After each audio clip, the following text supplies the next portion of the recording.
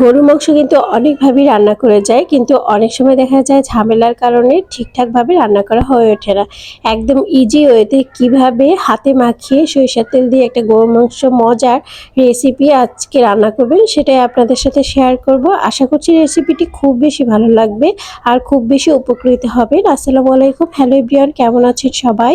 আলহামদুলিল্লাহ আমি ভালো আছি। আশা করছি আপনারা যে যেখানে আছেন আলহামদুলিল্লাহ ভালো আছেন, সুস্থ আছেন। তো হাতে মাখা গরু মাংসটা আমার কাছে সবসময় ভালো লাগে, আর এটা যদি প্রপারলি রান্না করতে পারেন, সঠিক টিপস অ্যান্ড ট্রিক্স ফলো করেন, তাহলে স্বাদে হবে ভরপুর। তো কিভাবে রান্না করবেন আর কি কি টিপস অ্যান্ড ট্রিক্স আজকে আমি ফলো করেছি সেটাই আজকে এই ভিডিওতে আপনাদের সাথে শেয়ার করব। আর ভালো লাগলে অবশ্যই লাইক শেয়ার কমেন্ট করে পাশে থাকার চেষ্টা করবেন। চলে যাচ্ছি মূল পর্বে।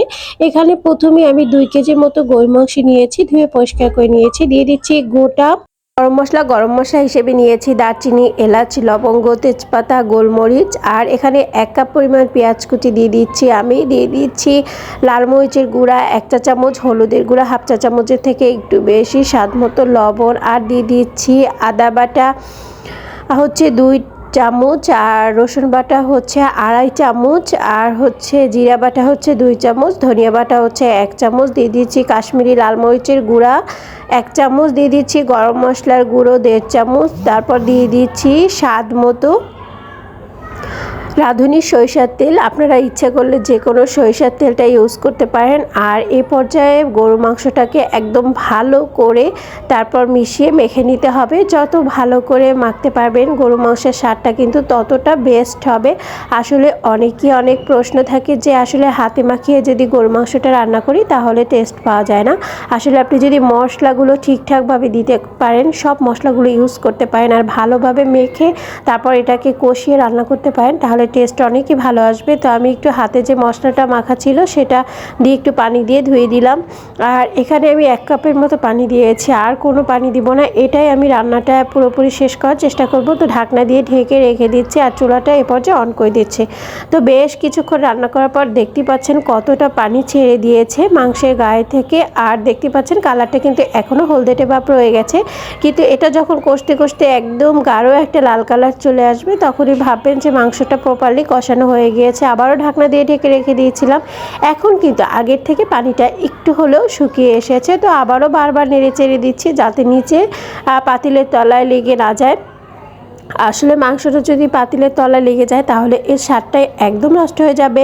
তো একটু খেয়াল করে ভালোভাবে সতর্ক হয়ে রান্না করতে হবে। আর গরু মাংসটা যদি ঠিকভাবে রান্না করা যায় তাহলে এর টেস্টটা খুবই ভালো আসে আর সবাই অনেক বেশি পছন্দ করে।